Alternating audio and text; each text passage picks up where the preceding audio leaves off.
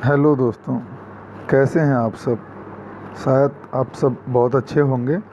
और आज आपने हमारा बैनर देख ही लिया होगा, तो उसके अकॉर्डिंग ही आज मैं आप लोगों को उसके बारे में ही आज मैं बताऊंगा। तो चलिए मैं आपको सीधे वीडियो की ओर ले चलता हूं और बताते हैं आप सबको एक बड़ी जानकारी जो हमारे पास अभी तक आई है।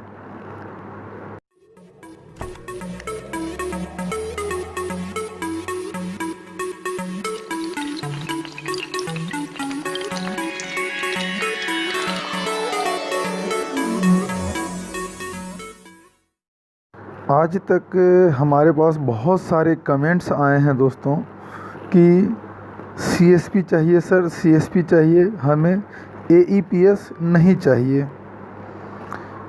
आखिर एईपीएस क्यों नहीं चाहिए और सीएसपी क्यों चाहिए, आज हम इसी पर चर्च करेंगे और आप सबको जानकारी देंगे जो आज तक आप लोगों को YouTube के माध्यम से नहीं मिला होगा, वो आज हमारे पीवी इंडिया कंपनी के माध्यम से डायरेक्ट आपको मिलेगा।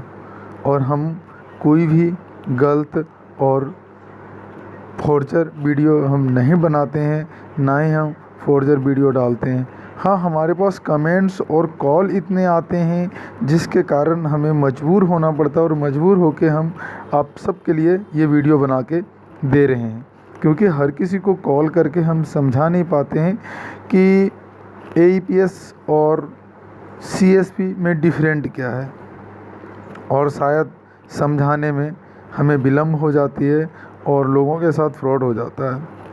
तो आइए जानते हैं दोस्तों। सबसे पहले मैं सीएसपी की बात करता हूँ।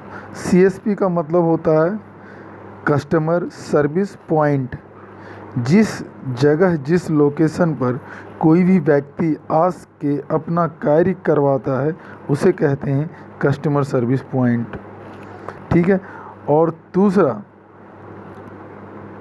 जो बैंकिंग सेक्टर के माध्यम से चलती है और लोगों को लगता है कि बैंक ही सीएसपी होती है, ऐसा कुछ नहीं है दोस्तों। जो आज के डेट में एईपीएस यानी आधार इनेबल पेमेंट प्रोसेस सिस्टम जो प्रोवाइड कराती है कंपनी, वो भी ग्राहक सेवा केंद्र ही होता है, क्योंकि आप एक दुकान खोलकर आप कंपनी से रजिस्ट्रेशन आईडी लेते हैं जो आरबीआई से रजिस्टर्ड होता है, उस कंपनी के साथ आप काम करते हैं, इसलिए आपका एक ग्राहक सेवा केंद्र ही होता है। हाँ, आप उसमें अकाउंट ओपनिंग का काम नहीं कर पाते हैं, पर आप लोगों का मनसा होती है कि हम अकाउंट ओपनिंग का काम करें।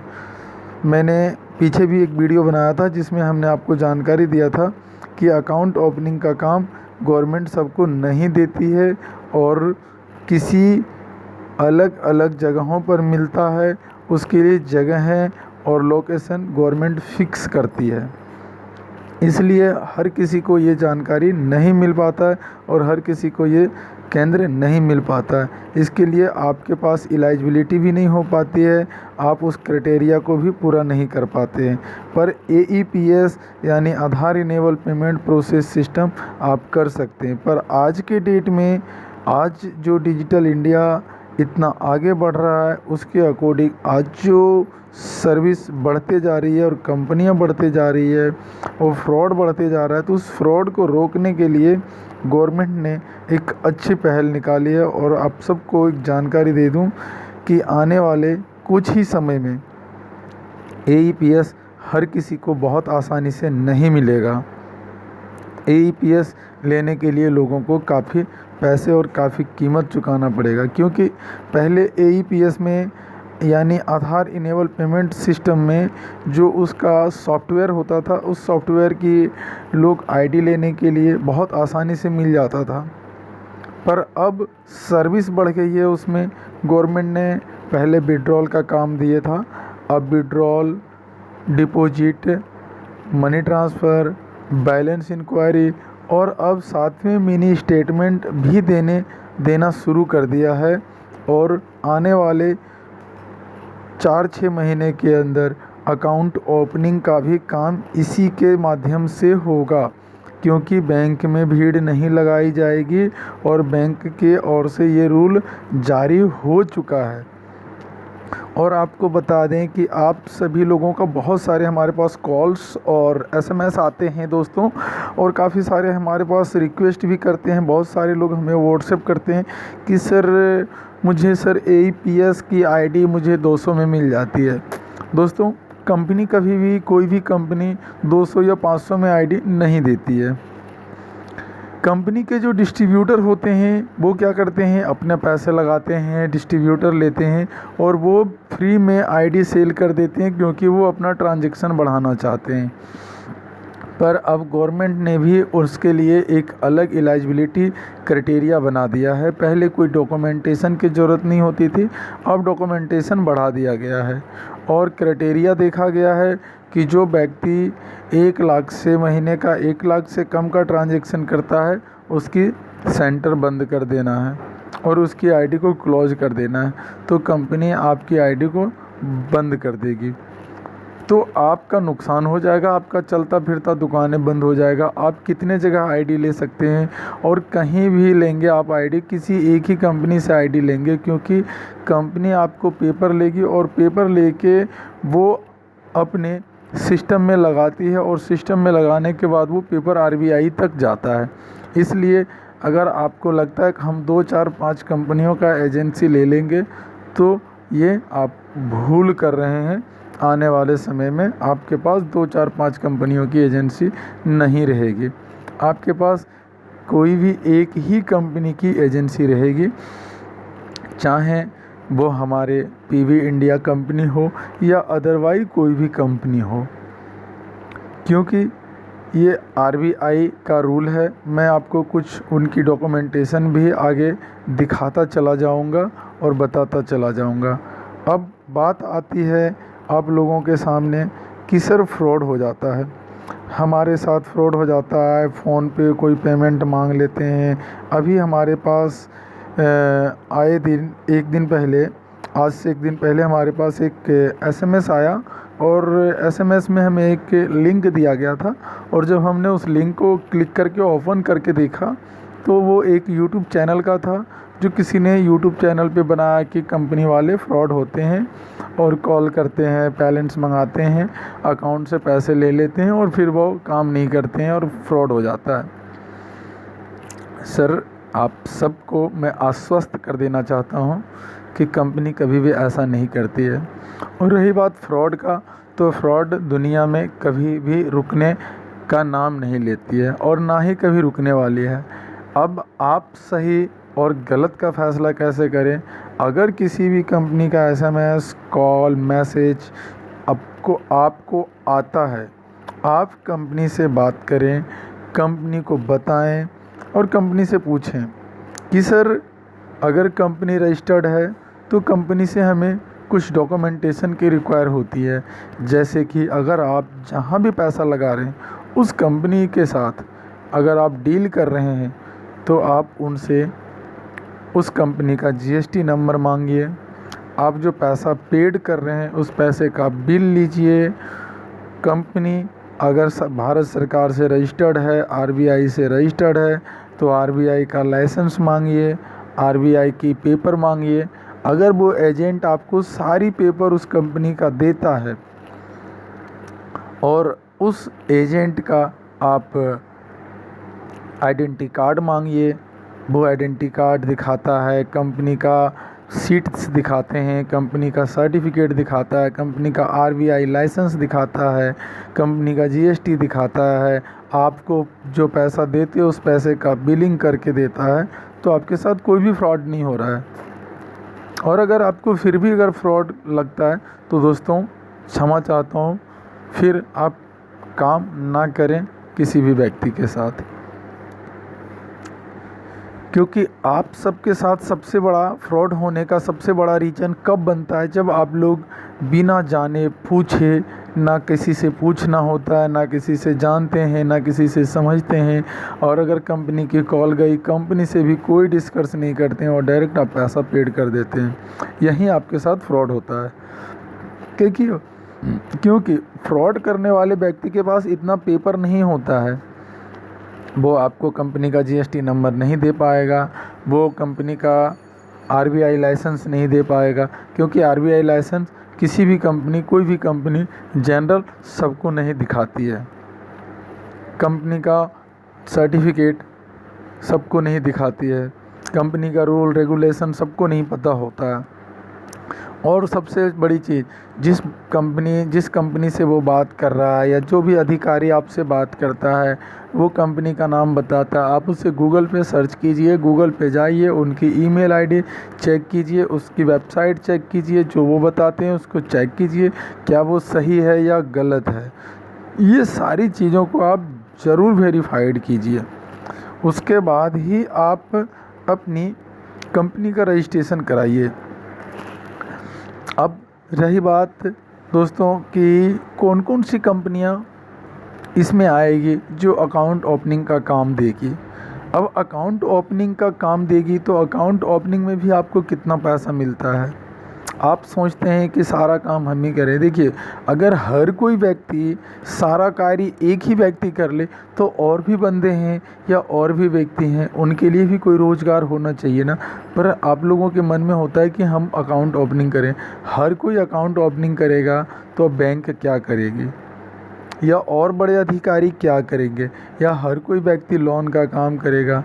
अब लोन की भी बात करें तो लोन का भी काम जल्द ही आने वाला है, वो भी आएगा और वो भी गवर्नमेंट की मंजूरी होगी, क्योंकि ये जो कोविड-19 चला है इससे देश में ये जाहिर कर दिया है कि एक तो वो बेरोज़गारी, दूसरा लोगों का मिलाप, और ये अभी कम से कम तो 5 से 10 साल चलेगा और 10 साल में त्रासदी आ जाएगी देश के अंदर। इसलिए इस चीज़ को ध्यान में रखते हुए गवर्नमेंट बहुत जल्द बदलाव कर रही है। तो अगर आप सब चाहते हैं कि हमें कोई आईडी, हमें किसी कंपनी से रजिस्ट्रेशन लेना है तो आप उनसे रजिस्ट्रेशन लीजिए, कंपनी का पेपर लीजिए, कंपनी का पेपर चेक कराइए, और पेपर चेक कराने के बाद आप अपना पेपर दीजिए, पेपर देने के बाद बिलिंग कराइए, और बिलिंग कराने के बाद पेमेंट कीजिए, और पेमेंट देने के बाद कंपनी से आप अपना आइडेंटिटी कार्ड मांगिए कि हमें एक आइडेंटिटी कार्ड दीजिए कि हम आपके कंपनी में काम करते हैं, हम आपके कंपनी के हम as a distributor, as a BC यानी रिटेलर पॉइंट हैं। यानी रिटेलर पॉइंट बोले तो सीएसपी बोले। सर सीएसपी और एईपीएस दोनों एक ही चीज़ है, पर आप लोगों का मानना होता है कि एईपीएस, बस इतने आसानी शब्दों में कह देते हैं एईपीएस, जबकि एईपीएस का मतलब आप समझिएगा। एईपीएस ये होता है कि एईपीएस को आरबीआई से लाइसेंस मिलती है, और जो आरबीआई लाइसेंस देती है वो एनपीसीआई के धारा के तहत चलता है। Rule of NPCI, national payment process system के धारा के अनुरूप ये चलाया जाता है, जिसके तहत ये वर्क करता है।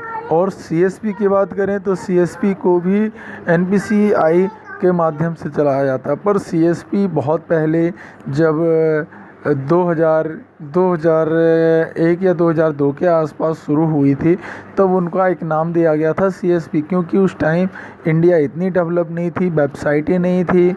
तब बैंकों की कुछ वेबसाइट थी, तो बैंकों ने अपनी फ्रेंचाइजी बनाने के लिए, ग्राहक कम करने के लिए उन्होंने सोचा कि मुझे एक छोटी छोटी ब्रांचेस खोलनी है गांव सेंटर तहत पर, जहां से कि ग्राहक अपना खाता खुलवा के वो अपना पैसा सेव कर सके। उनका कोई उद्देश्य नहीं था कि हम उन्हें फ़ायदा दिलाएंगे, उनका बस एक ही उद्देश्य था कि हमें ग्राहकों को अपने पास जोड़ना है ताकि हम अपना इनकम बढ़ाएं। बैंकों ने अपना इनकम के बारे में सोचा। तो वैसे ही अगर आप एक अच्छे बिजनेसमैन बनना चाहते, आप ये मत सोचिए कि हम अकाउंट ओपनिंग करेंगे। जो बिजनेस मिल रहा है उस बिजनेस को कीजिए, ज़्यादा पैसे ना लगा के कम पैसे से बिजनेस शुरू कीजिए। कम पैसे से अगर आप बिजनेस शुरू करते हैं तो आप एक वेरीफाइड बिजनेसमैन बनते हैं। शुरुआत हमेशा कम से करनी चाहिए और अबर ऊपर लेवल पर आपको इन्वेस्टमेंट ज़्यादा करनी चाहिए। ज़रूरी यही होता है एक असल और एक अच्छे बिजनेसमैन की पहचान। और वैसे कंपनी के साथ काम कीजिए जो कंपनी आपको हर एक जगह पे सिक्योरिटी प्रोवाइड करे।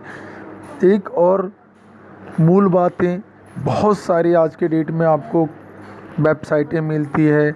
कई सारे लोगों का कहना होता है कि सर वेबसाइटें भी फ्रॉड होती है। वेबसाइटें, जब कोई वेबसाइट अगर आप ओपन करते हैं, चाहे वो मोबाइल में करते हैं या फिर आप उसको कंप्यूटर में करते हैं, तो दो चीज़ों का ध्यान ज़रूर दें। जब आप वेबसाइट ओपन करते हैं तो आपको एक वेबसाइट जो ऊपर में होता है URL जिसको बोला जाता है, उसके बगल में एक HTTPS लिखा हुआ आएगा, :HTTPS:// अगर वहाँ पे एक रेड से लिखा हुआ अगर वो आता है तो वो सिक्योर नहीं है, वो वेरीफाइड सर्विस नहीं है, वो वेरीफाइड वेबसाइट नहीं है। अगर वही वेबसाइट लिखा हुआ है और वेबसाइट के बगल में HTTPS लिखा हुआ आ रहा है और वहाँ पे ग्रीन कलर में लिखा हुआ आ रहा है और बगल में एक ताले का निशान, जैसे आप लोग घर में ताले लगाते हैं वैसे एक ताले का निशान है, तो वो वेरीफाइड कंपनी है, वो वेरीफाइड वेबसाइट है। यानी गूगल ने उनको प्रमोशन दे रखा है और सरकार ने उनको मान्यता दे रखा है, तभी उनके वेबसाइट में ताला लगाया गया, लॉक किया गया कि ये वेबसाइट कभी हैक नहीं होगी, ये वेबसाइट कभी चोरी नहीं होगी। आशा करता हूँ दोस्तों आप सबको मैं जो भी जानकारी देना चाह रहा था AEPS वर्सेस CSP के बारे में, तो आप सब समझ गए होंगे। और मैं आपको जो भी डॉक्यूमेंटेशन की बात की कि किस, आशा करता हूं दोस्तों कि आप सबको मैं समझाने में कामयाब हो सकूं। इसके लिए आप सभी हमारी वीडियो को ध्यान से देखें और हमें बताएं अगर कोई त्रुटि हो गई है हमसे या हम आपको समझाने में नाकामयाब हो गए तो हमें सुझाव ज़रूर दें, ताकि हम आपके लिए एक और नई और अच्छी वीडियो ला सकें। धन्यवाद। एक ज़रूरी छोटी सी बात मैंने भूल गया था आप लोगों से कहना कि मैं जो भी आप लोगों के लिए YouTube के माध्यम से वीडियो देता हूँ, हमारा पैसे कमाने का कोई मकसद और कोई उद्देश्य नहीं है। हमारा उद्देश्य बस एक ही है कि हम आज कहीं पे जॉब कर रहे हैं या कहीं नौकरी कर रहे हैं, हम चाहते हैं कि आप सब भी एक वेरीफाइड सेटिस्फाई होके काम करें। इसके लिए हम आप लोगों के लिए वीडियो, हमारा YouTube चैनल पे कोई मोनेटाइजेशन नहीं होती है, हम अपने YouTube चैनल को प्रमोट नहीं करते हैं। हमारे कुछ व्यूअर्स थे और हमारे कुछ कस्टमर थे जो पूरे ऑल ओवर इंडिया में काम करते हैं हमारे PV India private limited company के साथ। उन लोगों का डिमांड था कि सर वीडियो आना चाहिए ताकि हम लोग PV इंडिया के बारे में सीख सकें कि वहाँ पे कैसे कैसे सर्विसेज काम करती है। इसी उद्देश्य से हमारी कंपनी ने डिसाइड किया कि हम YouTube पे सिर्फ़ और सिर्फ ट्रेनिंग वीडियो डालेंगे।